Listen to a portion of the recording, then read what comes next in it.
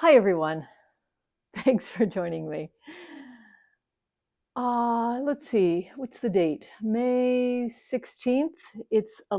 Later in the day than I normally film, but here's my opportunity. We've got like 6 p.m. light, which is definitely not the same as 10 a.m. light or noon, but it's the summer. Well, not officially the summer, but it's summer weather today. And so it feels very summer like. We've had here in southwestern PA a very wet spring.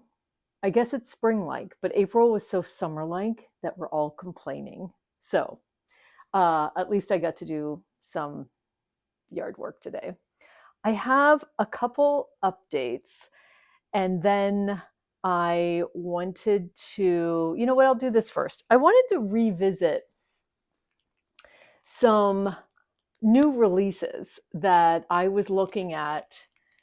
It says 3 months ago. So I guess that was January. And I was looking at a few books that were going to be new releases in spring. And then I chose one that was released in July, releasing in July, even though I didn't realize it. So I've written those down, and I'm going to look one of them up. But I will put by the way, my name's Renee. Thank you for joining me. I'm going to look up this book so that I can show you the cover. If I figure out how to link a video of mine, like on this video, I'll do that. Otherwise, I'll just link it down below. But it was a book about indie press upcoming new releases, which I guess is redundant. New releases, they would be upcoming.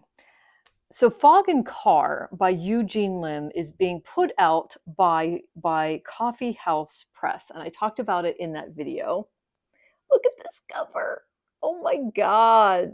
It says it's a reversible cover. Does that mean you can turn it upside down? I don't know. But I did talk about it a little bit in that video. It says, long out of print, Eugene Lim's wry and haunting debut novel returns to shelves with a new introduction by Renee Gladman. And I go into what this book is about there, but I'll just say that the first sentence of the description is, Jim Fogg is marooned in a small Midwest town shortly after his divorce, succumbing to aimless nostalgia. His ex, Sarah Carr, has moved to New York City, hoping to skip right over any mourning period for their marriage. This comes out July 16th. I just wanted to mention it again because it's one of like 5 books, and I wanted to revisit making sure that I am reserving from the library or picking up those books that I mentioned in that video. So that was one of them. And then one of the other books was Prairie Dresses Art Other by Danielle Dutton, which I've talked about a video or so ago. I was able to get that out of the library and I loved it. And in preparation for that novel releasing, or that piece of writing, because it's many things, I read her other piece of writing, which is, I guess, fiction, called Sprawl, which I really recommend. So I had read that a month or so before this Prairie Dresses Art Other released. Also in that video, I talked about Love Junkie by Robert Plunkett, which is coming to me as we speak from the library. And I'm going to show you that cover because it is, this is New Directions, but here it is. You can't see the title. It's, oh my God, this is such a beautiful, such a well done, well conceived cover. It says Love Junkie, Robert Plunkett on the band, but it has a rather serious tone to it, despite the, I think, despite, it has somewhat of a serious undertone to it anyway.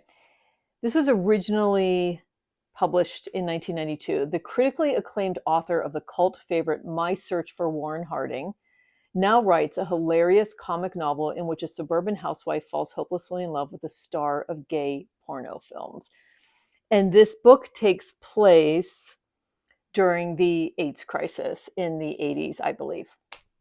So that's what I mean by a serious undertone. I can't wait to get my hands on it. It's coming to me. It must have just been republished. So the other book that I mentioned in that video is one that I have out from the library right now. And I'm going to run upstairs and grab it because I forgot. I'll be right back. Okay. The book that I mentioned, the other book I mentioned, was Reminiscences of a Student's Life, a memoir by Jane Ellen Harrison. I haven't looked at this at all.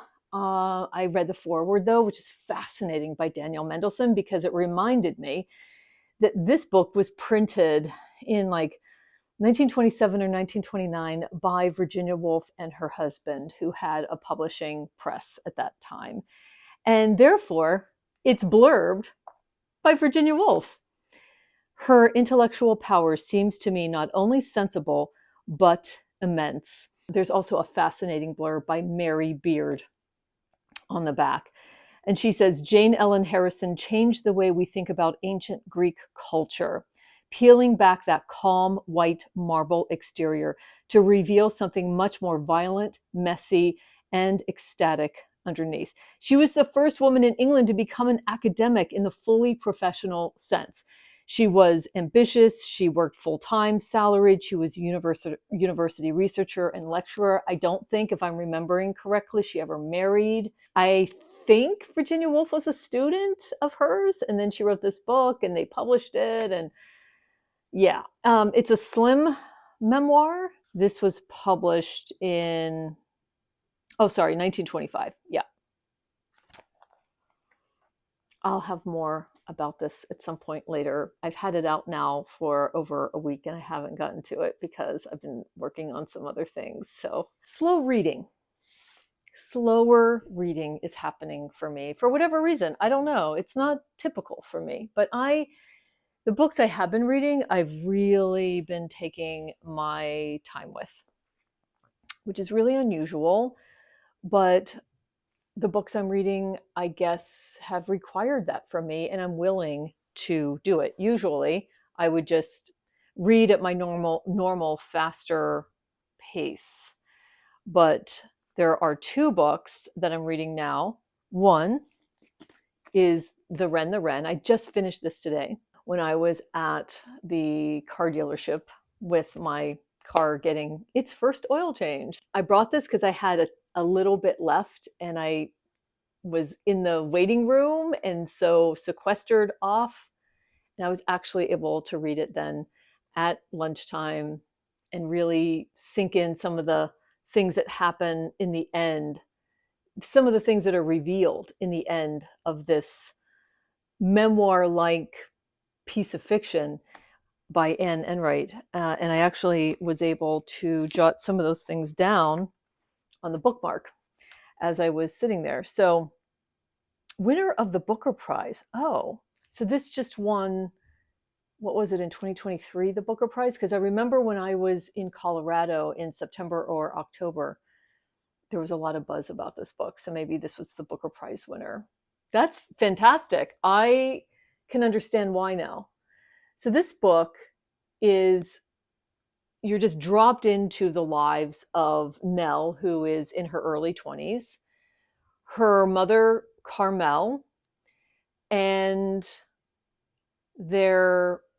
Carmel's father, the poet, whose name is Phil something. They are all Irish. And of course, the poet, Phil, is Nell's grandfather.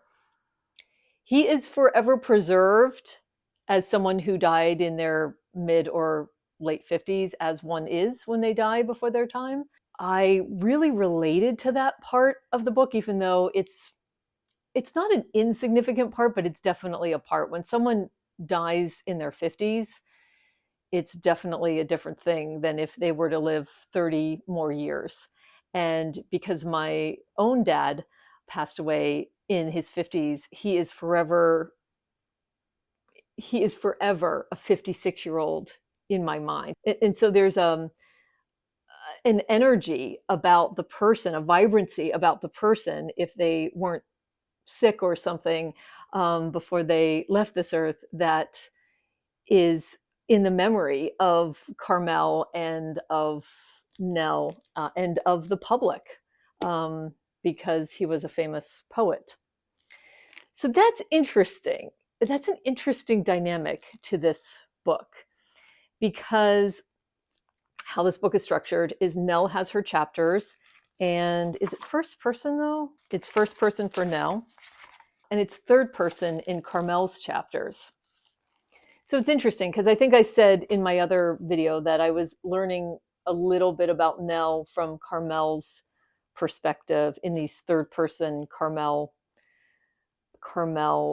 chapters. And then Phil, there is a chapter that is narrated by Phil. It's first person, and it is about his childhood, which is interesting. So I don't want to reveal too much about this book, because the absolute joy of the reading experience is really not knowing very much, except what the very simple structure that I've just spelled out. Because as each section goes on, Nell, Carmel, and then eventually Phil, just a little bit about Phil talking about his childhood, you learn more things about what Carmel thinks about Nell, what Nell thinks about Carmel, and also about Carmel's early life and how she came to be pregnant with Nell and the decision she made to have a baby on her own.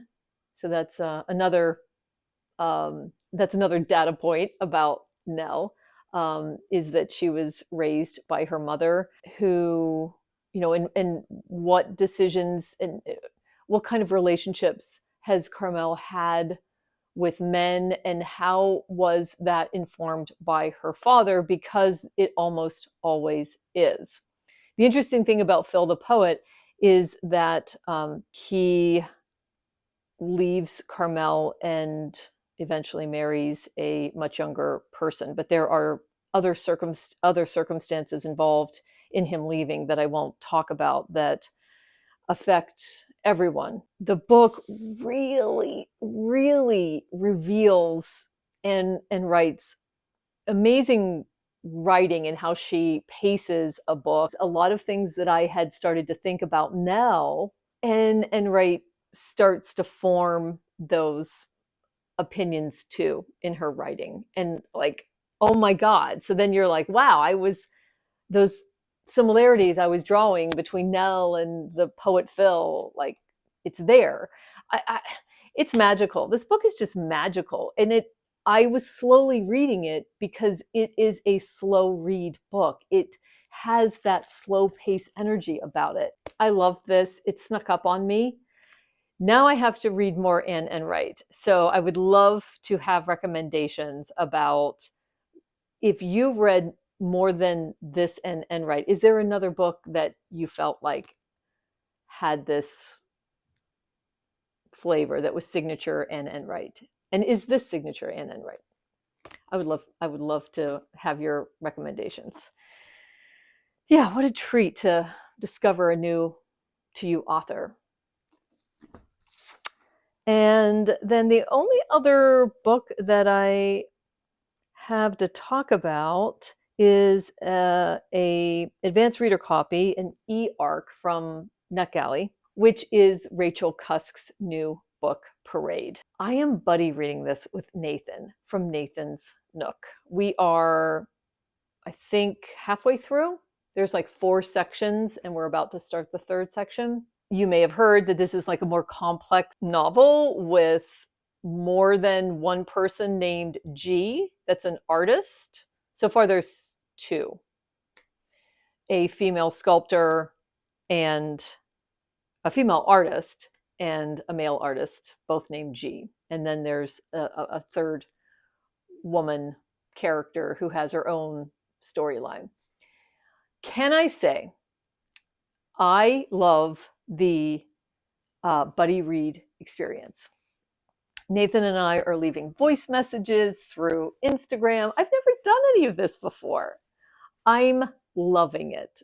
This means that I am reading closer than normal. I think I would be anyway with this book, but I bet you I would be reading this much faster if I wasn't buddy reading it. We're trying to keep pace with each other, coordinating when we get to a certain section, when we're going to finish a certain section.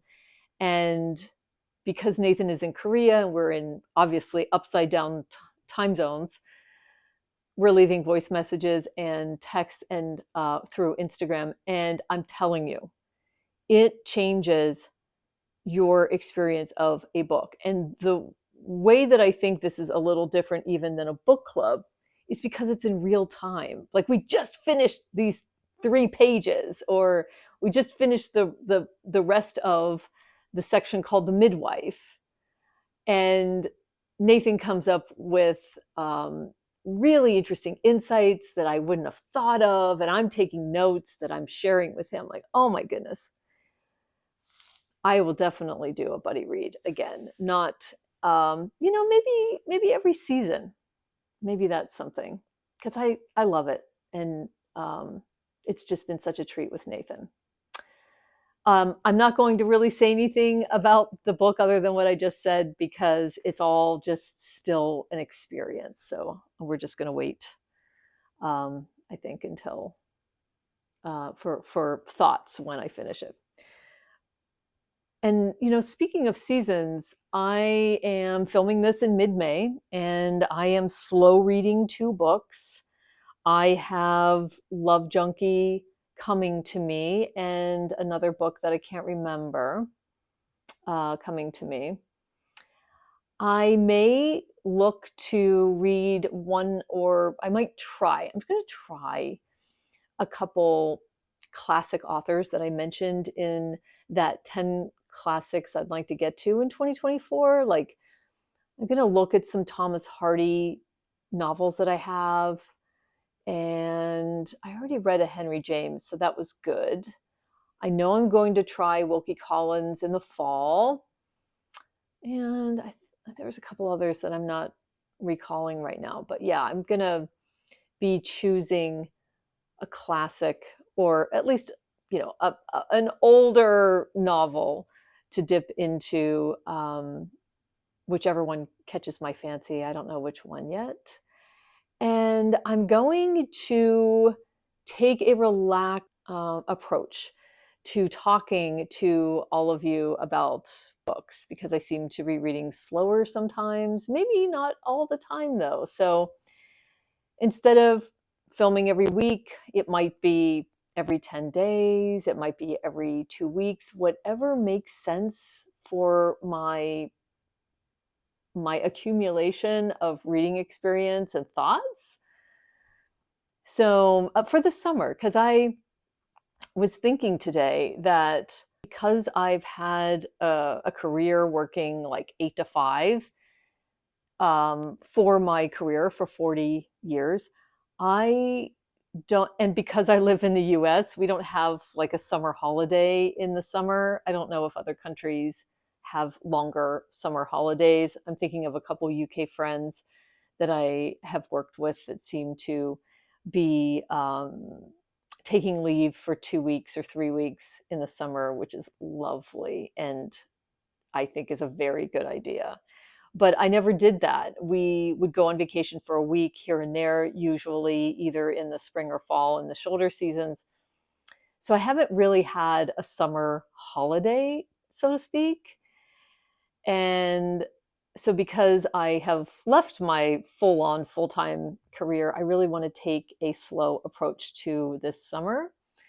I've been filming every week for like a year and a half, and I thought, yeah, I'm going to take a relaxed approach to this summer, and I hope all of you do too in some way. I know it's harder when you're working full-time, but I can now appreciate how it's wonderful to do that with the seasons, to change up a routine or take a more relaxed approach about something. So if you don't see me weekly sometimes, that's all that it is. Just summer vibes, I guess. I used the word vibe. I didn't want to use the word vibe. I'm trying not to, for whatever reason. A summer attitude, let's put it that way. Oh, and speaking of holidays, I wanted to point out, I wanted to share two people whose vlogs I recently watched that were about trips that they've taken. Oh my gosh, some of you can make such beautiful vlogs, period, like Nathan from Nathan's Nook, and then travel vlogs. And he does beautiful travel vlogs too. The ones that I'm talking about recently is Angela's bookcase. Angela took a trip from her home in Perth, Australia, down south.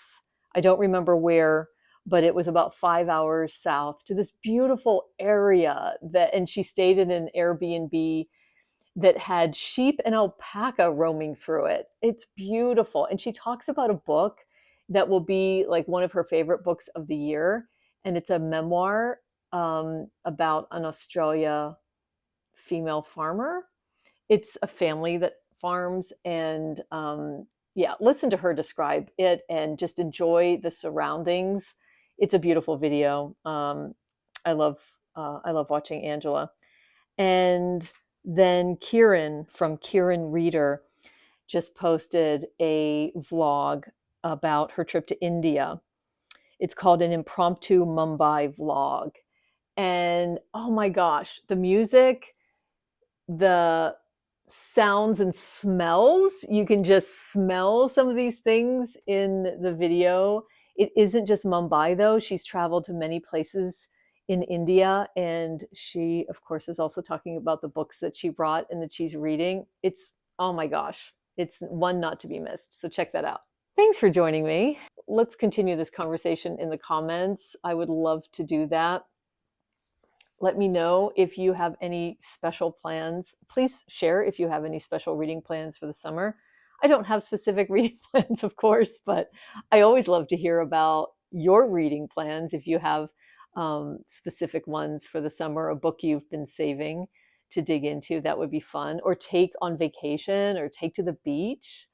I love to hear about things like that. And as I said, and Enright recommendations would be great. Thanks for joining me, and I hope to see you on the next one.